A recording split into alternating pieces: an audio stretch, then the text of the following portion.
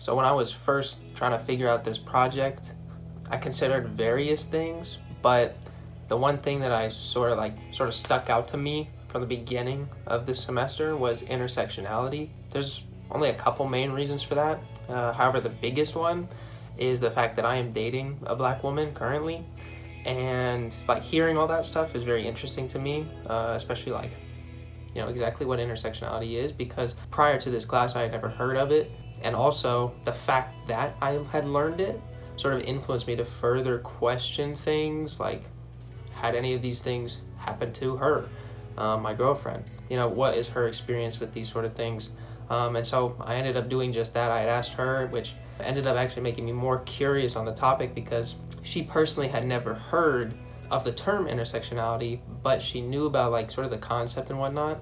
And I think that that is interesting in itself, just because like as I learned doing this project, intersectionality has sort of become a buzzword like in the last decade, and people just, you know, throw it out or use it mishapenly. I don't know if that's a word, but haphazardly. We'll change it to that. Haphazardly. And so because of that, it just sort of, you know, I gained interest in what is the cause of this? Like, what is the cause of not knowing this, but also knowing it in a way? After I ended up choosing my topic of intersectionality, I thought about how I wanted to proceed. And so like the biggest thing for me was I really wanted to write the essay first, because I thought that that would give me a lot of insight, like what to do for artifact and all this other stuff. However, well, actually, to be fair, I did start the paper. I looked into various sources, just read a bunch of stuff, rewatched the TED Talk that we watched in class. Yeah, I came to the conclusion that the essay probably could wait, because there was a lot of things there that I was trying to figure out exactly what my topic was on intersectionality. Was I going to delve into more like the outcomes of it, or was I going to sort of touch on like miscommunication or the history, or what exactly was I going to do? And so I ended up deciding that, well, that can wait, because that's going to take some time. So I went straight to my artifact after looking up some stuff, right? And I gained sort of an idea of, well, this is like the basis of the idea of intersectionality. This is what people know, this is what they should know, and this is what I'm going to tell them. Starting out, I considered, how would I do that? How would I tell these people, hey, you need to know these things? If I'm comparing myself to last year, who was completely online doing school, I would have likely made like a YouTube video or something to do with social media, because that would be the only real way I could connect with people. However, because I was here, I figured, why don't I try something different and something I wouldn't usually do? And so I ended up making a poster, because, you know, coming here, there are a lot of posters. And while I don't know how much interaction they get, I knew that it was actually a good medium, especially here, because, you know, people continued to use them. So if they weren't getting interaction and people weren't showing up to things because, you know, through the poster usage, then of course they wouldn't use them anymore, right? So I figured, well, because they're up and they are continuously being replaced by other things, and, you know, new things are going up, that must mean that people actually look at the posters here, they must use them, so I'm going to go down that route. So I ended up making a poster. This took me maybe a week or so. I dedicated quite a bit of time to it, just making sure that it looked good, figuring out exactly what I wanted it to do and what I wanted it to convey. So when I started on the actual design of the poster, I wanted to show intersectionality in a way that hadn't already been done before, right? I wanted to show the concept of it. I ended up looking at various ways of going about this, sort of messing with the text, seeing what I could do to create this sort of like multi-dimensional, overlapping sort of like concept art in a way that represented intersectionality. Because usually, you know, I had done some research on intersectionality posters themselves to like see, you know, what is my competition or what has already been done. And so I came to the conclusion that don't use anything that shows people's hands interlocking or like doing this across each other, or it's all been done before. It's all pretty basic. Like, yeah, it's intersectionality, sure, but kind of boring, kind of bland. I've considered doing like streets, like, you know, intersecting streets, sort of having, I don't know, a woman or just some a human body of some kind in between them, maybe multiple streets that are just going crazy. But then I was like, that's too complicated, so I opted to mess with the text itself. And so as you can see on the poster, which I'll put here, the E's in intersectionality, right, they are above one another and they're interlocking. I figured that was a really easy way to show it, and even though it's sort of one-dimensional in the overlap, I do think that it bears some resemblance to the actual idea of intersectionality. They are also different colors. That's simply just like color scheme as well as like consistency throughout the design, because the bottom is blue, there's some red on the top. It's a good way to connect the two halves of the poster as well, so I opted for that. But yeah, and then the actual poster itself, where there is the QR codes along the bottom, those all lead to the TED Talk by Kimberly Crenshaw, who we watched in class, and then there's a little blurb of text sort of questioning the viewer, what do you know about intersectionality? What if that is true? Do you know anything at all? Like semi-call to action, sort of. It's the question that leads to the call to action, because below it is big QR code that you can just scan there and then, or little pull-off tabs if you want to bring it to a friend, or like you don't have time to just scan the QR code and fiddle with that and mess with that. You can pull it off, take it with you. And I did already mention this to Dr. Getty. However, when I was first doing this, or I should say after I did this, and I put the posters up, I was worried that it really wasn't going to work, mainly because I felt that pull-off tabs are very 80s, 90s sort of networking. I did not think that they were going to work. After I put them up, I realized, wow, why would I do that? A weird thing to do in this day and age. However, on that topic, I was pleasantly surprised that, I was wrong. The pull-off tabs worked. I'll put a count of how many were taken right here-ish. Yeah, surprising. I was very happy with that.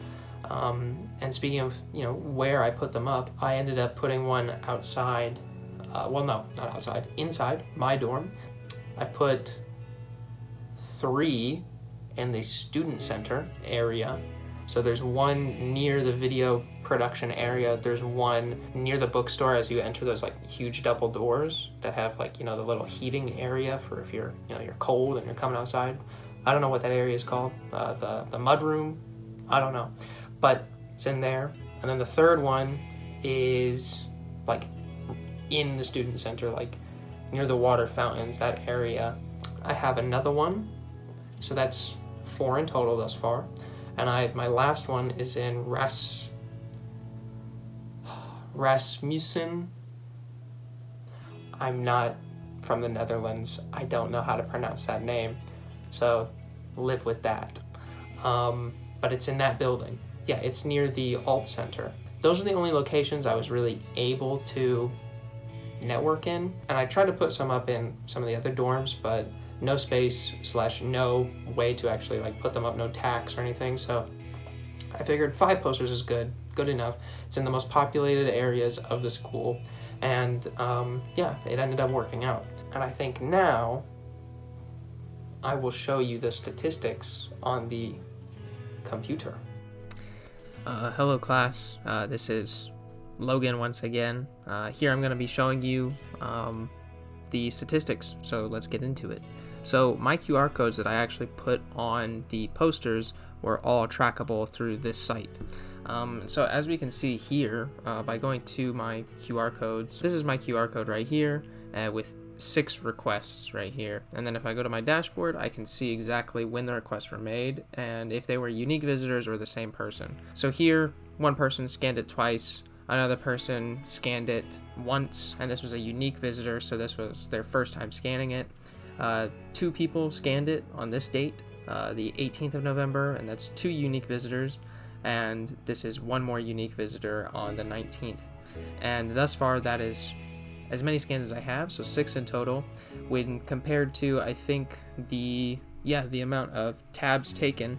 was 5, if I remember correctly. So tabs pulled 5, 6 scans. I think that's pretty good numbers. And we can see here exactly where these scans happen. So West Des Moines and Des Moines itself. I personally do not know what these locations mean, as I'm not from here. However, I can, it's clear that these are 2 different parts of the city, so that proves to me that someone did, rely on the pull tab and they went to another place before scanning it, which I think is pretty cool. So that's just further proof that they worked. Other than that, I would say that this has been a success, especially since the QR codes themselves actually were used after being pulled off of the posters, right? I half expected the pull tabs would be pulled and then nothing to happen, right? The people would just forget about them, throw them away, whatever.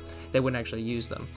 Saying that, maybe that did happen, and maybe people just scanned the QR codes that were on the poster itself and didn't actually rely on the pull tab. The good news is that they were scanned. So let's get back into the rest of the video.